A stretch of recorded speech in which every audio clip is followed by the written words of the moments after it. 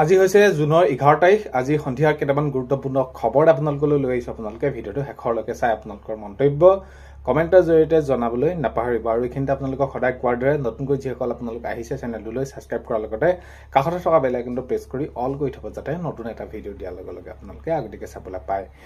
PM কিষাণৰ eKYC, এককালীন অংগনবাদীসকলৰ আৰু কৃষকৰ 11,000 টকা, তো এই যি বিভিন্ন ধৰণৰ বিদ্যালয় প্ৰাধিকৰণৰ খবৰ, তো সকলোখিনি আজিৰ এই ভিডিঅ'ৰ জৰিয়তে জনাম। আপোনালোকে শেষলৈকে চাই আপোনালোকৰ মন্তব্য পুনৰ আপোনালোকে দেখিব। প্ৰথমটো খবৰ যদি চাওঁ, গুৱাহাটীত যুৱতী চাঞ্চল্যকৰ হত্যাকাণ্ড। তো লগত আছিল তেওঁ যি ভালপোৱা লোকজন, তো তেওঁ আছিল এতিয়া এই যি প্ৰেমিকৰ ওপৰত সন্দেহ কৰা হৈছে।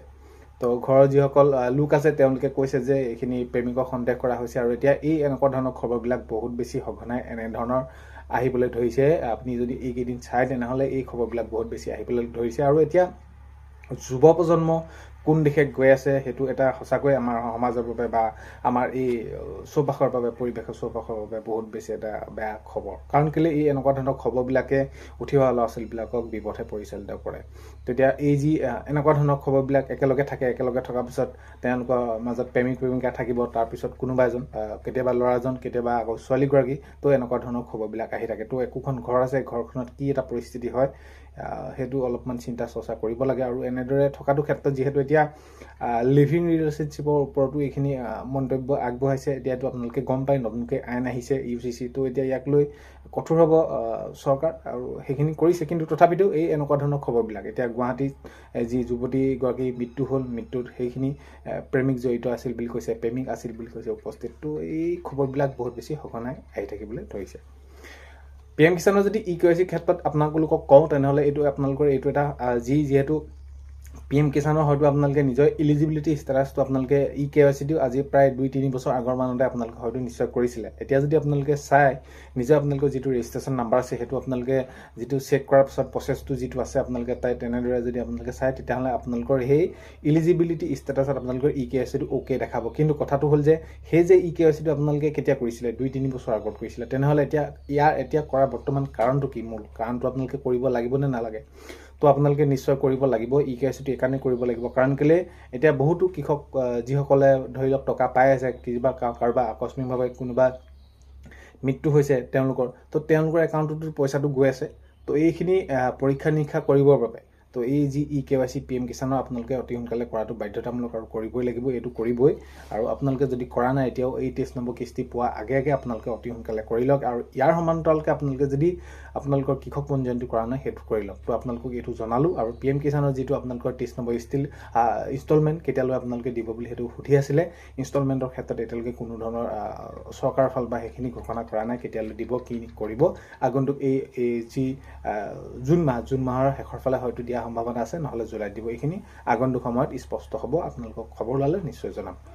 নেক্সট খবৰ যদি চাওঁ, আগন্তুক 30 দিনৰ ভিতৰত উচ্ছেদ হ'ব যি বনাঞ্চলসমূহ আছে তাত অবৈধভাৱে যিসকল দখল কৰি আছে, তাতে সেই 4খন বনাঞ্চলত সেইখিনি কি কৰা হ'ব, অবৈধভাৱে দখল কৰি থকাসকলক উচ্ছেদ কৰা হ'ব। আৰু এইখিনি ক্ষেত্ৰত স্পষ্ট বাৰ্তা দিছে মাননীয় মুখ্যমন্ত্ৰী মহোদয়ে, জনাইছে সেইখিনি নিৰ্বাচনৰ প্ৰাক মুহূৰ্ত, নিৰ্বাচনৰ আগতো সেইখিনি প্ৰতিশ্ৰুতি দিছিল, আৰু এতিয়া নিৰ্বাচনৰ পাছতো সেইখিনি চৰকাৰ গঠন কৰাৰ পাছতো এইখিনি কৈছিল। আৰু এতিয়া এই যি বনান অঞ্চলসমূহ আছে তাত অবৈধভাৱে যিসকল দখল কৰি আছে ইয়াক উচ্ছেদ কৰাক লৈ যেতিয়া নেকি এই খবৰটো আহিল, তো তেতিয়া সকলো ৰাইজে ভাল পাইছে। কাৰণ কেলৈ অবৈধভাৱে যদি তেওঁলোকে দখল কৰি থাকে এটা সময়ত এই বনাঞ্চলসমূহ একেবাৰে পৰিসীমাবোৰ ঠেক হৈ পৰিব। তো এই ক্ষেত্ৰত যি অবৈধভাৱে য'তেই নাথাকক কিয় এই অবৈধভাৱে থকাসকলক উচ্ছেদ কৰাৰ ক্ষেত্ৰত মাননীয় মুখ্যমন্ত্ৰী মহোদয়ে পদক্ষেপ গ্ৰহণ কৰাক লৈ সেইখিনি সকলোৱে আদৰি জনাইছে। আৰু মাননীয় মুখ্যমন্ত্ৰী মহোদয়ে স্বয়ং নিজে এইটো কৈছে যে আমি যিটো যেনেকৈ চাওঁ তেনেহ'লে যোৱা সময়ছোৱাত আমি 1.5 লাখ বিঘাত ভূমিত উচ্ছেদ কৰিলোঁ, আৰু এইবাৰ আমি 4-5 লাখ বিঘালৈ আমি সেইখিনি কৰিবলৈ চেষ্টা কৰিম। আৰু আগন্তুক সময়ত এইখিনি অতি সোনকালে কৰিব, আৰু ইতিমধ্যে সকলোখিনি যাৱতীয় কাম কাজ হৈ উঠা দেখা গৈছে।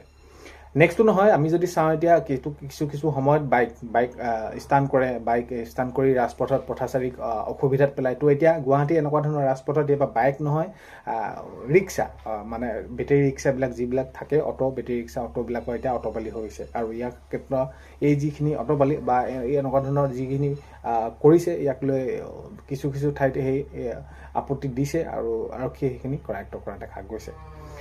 নেক্সট খবৰ যদি চাওঁ, দিনজোৰা কাৰ্যসূচীৰে আহিছে গুৱাহাটীলৈ কেন্দ্ৰীয় মন্ত্ৰী CR আৰ পাটেল তো হয় আজি উপস্থিত হোৱা দেখা গ'ল। তেওঁ বিভিন্ন কাৰ্যসূচীত অংশগ্ৰহণ কৰিলে আৰু এতিয়া আমি যদি চাওঁ তেনেহ'লে কেন্দ্ৰীয় নেতৃবৰ্গ আমাৰ বিশেষকৈ অসমৰ বাবে তো বহুতখিনি সেইখিনি আহিছে, অসম চৰকাৰলৈ অনুমোদন জনাইছে সেইখিনি বিভিন্ন দিশত।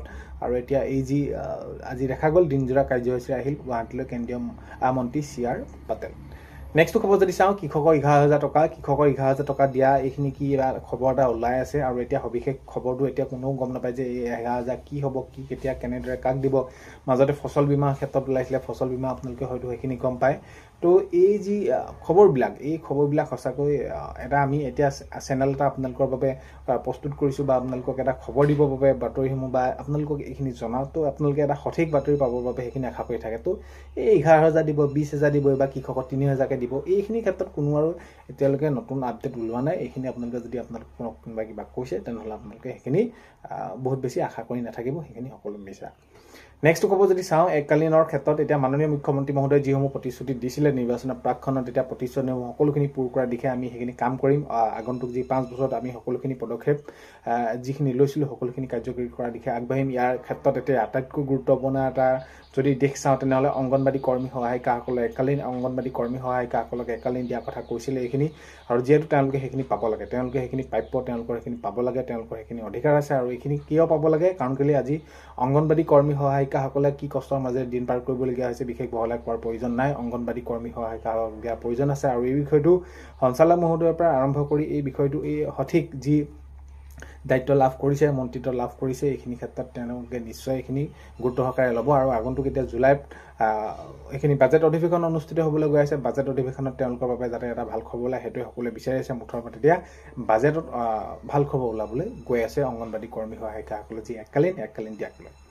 নেক্সটটো খবৰ যদি চাওঁ, মাজুলীত অবৈধ সুৰাৰ বিৰুদ্ধে আৰক্ষী আৰু আবকাৰী বিভাগৰ অভিযান। তো এতিয়া মাজুলীত ঠায়ে ঠায়ে এনেকুৱা ধৰণৰ হৈ পৰিছে যে কিছু অঞ্চলত এই অবৈধভাৱে এইখিনি দেখা গৈছে, সুৰাৰ যি দোকান এইবিলাক দেখা গৈছে। আৰু এতিয়া আজি এইখিনি দেখা গ'ল মাজুলীত যিসমূহ এই এনেকুৱা ধৰণে গঢ় লৈ উঠা, যি অবৈধভাৱে গঢ় লৈ উঠা সুৰাৰ দোকান, এইবিলাক আৰক্ষী আৰু আবকাৰী বিভাগে মিলি সেই সকলোখিনি যিসমূহ সুৰাৰ সেইখিনি গঢ় লৈ উঠিছিলে তাৰ পৰা সেইখিনি লৈ আহি সকলো তেওঁলোকে নষ্ট কৰা দেখা গৈছে।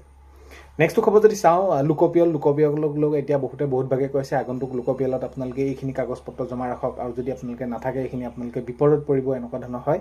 লোকপিয়ল হ'বলৈ গৈ আছে, লোকপিয়ল কৰিব। আৰু লোকপিয়লত কোনোসমূহ কাম কৰে, কাৰণ কেলৈ এইটো কাৰণে কাম কৰে যে জনসংখ্যা কিমান হৈছে বা কোনখিনি কাৰ ঘৰত কিমান এতিয়াও শিক্ষিত লোক আছে, ক'ত কিমান এনেকুৱা ধৰণৰ কোনোবা কি অসুবিধা পাবলগীয়া তেওঁলোকে আছে, অসুবিধা কোনসমূহ আছে, তো এইখিনি ওপৰতে ভিত্তি কৰি লোকপিয়ল কৰে। আৰু ইয়াকে লৈ বহুতে কৈ আছে যদি আপোনালোকে এইকেইটা নাজানে, এইকেইটা প্ৰশ্ন উত্তৰ দিব নোৱাৰে, তেনেহ'লে আপোনালোকে বিপদত পৰিব। তো এইবিলাকক আপোনালোকে কেতিয়াও ভুল নাযাব, এইবিলাক এনেকুৱা ধৰণৰ নহয়। তো এতিয়া যিসকল আপোনালোক পূৰ্বতে আপোনালোকে সেইখিনি দিয়া আপোনালোকৰ অভিজ্ঞতা আছে, তাত আৰু বহুত বেছি চিন্তা কৰাৰ প্ৰয়োজন নাই। কিছুমান হয় প্ৰশ্ন কৰিব, ঘৰত কোন আছে বা আপোনালোকৰ পৰিয়ালৰ সংখ্যা কি, শিক্ষাগত অৰ্হতা কি কৰে, তো মাটি কাগজ পত্ৰ কিবাকিবি সেইখিনি সুধিব পাৰে। তো তাতে ইমানখিনি আৰু বিশেষ বহলাই থকাৰ আপোনালোকক প্ৰয়োজন নাই। বা আপোনালোকে যদি এইখিনি কিবা এটা কৈছে তেনেহ'লে নিশ্চয় আপোনালোকে এইখিনি আওকাণ কৰিব। আপোনালোকক ইমান এটা বহুত বেছি ডাঙৰ এটা ইছ্যু নহয়, এনেকুৱা ধৰণৰ যে কিবা এটা হৈ যাব আপোনালোকে নোৱাৰিলে। নেক্সটটো খবৰ যদি যাওঁ, বিদ্যালয় প্ৰাধিকৰণ, সেয়া মাননীয় মুখ্যমন্ত্ৰী মহোদয়ে যিহেতু এইখিনি বিদ্যালয় প্ৰাধিকৰণ কৰাক লৈ এইখিনি এতিয়া আমি যদি চাওঁ তেনেহ'লে নিৰ্বাচনৰ পূৰ্বে সেইখিনি প্ৰতিশ্ৰুতি দিছিলে আৰু সেইখিনি আবেদন প্ৰক্ৰিয়া হৈ গ'ল। আৰু আগন্তুক সময়ত যিহেতু এতিয়া জুলাইত বাজেট অধিৱেশন অনুষ্ঠিত হ'বলৈ গৈ আছে, তাতে সেইখিনি সকলোখিনি ভাল খবৰ এটা ওলাবলৈ গৈ আছে এই প্ৰাধিকৰণক লৈ ওলাব। আৰু অতি সোনকালে এইখিনি কৰাৰ কথা কৈছে। শিক্ষামন্ত্ৰী ডাঙৰীয়াই কৈছে যে শিক্ষাৰ দিশত আমি বহুত গুৰুত্ব সহকাৰে কামবিলাক কৰিব লাগিব আৰু বহুতো কাম এতিয়া কৰিবলৈ আছে। তো আগন্তুক সময়ত গম পোৱা যাব কি কেনেদৰে কাম কৰে। তো আগন্তুক সময়ত খবৰ সোনকালে নিশ্চয় জনাম। আজি 11 জুনৰ সন্ধিয়া খবৰ এইকেইটা আপোনালোকক জনালোঁ। ভিডিঅ'টো আপোনালোকে শেষলৈকে চোৱাৰ বাবে বহুতে বেছি ধন্যবাদ। এইখিনিতে আপোনালোকক এটা অনুৰোধ কৰিম, নতুনকৈ যদি আপোনালোক চেনেলটোলৈ আহিছে ছাবস্ক্ৰাইব কৰাৰ লগতে কাষতে থকা বেল আইকনটো প্ৰেছ কৰি অল কৰি থ'ব, যাতে নতুন এটা ভিডিঅ' দিয়াৰ লগে লগে আপোনালোকে আগতীয়াকৈ চাবলৈ পায়। আজিলৈ ইমানেই, অন্য এটা ভিডিঅ' এটা লগ পোৱাৰ আশাৰে বাই।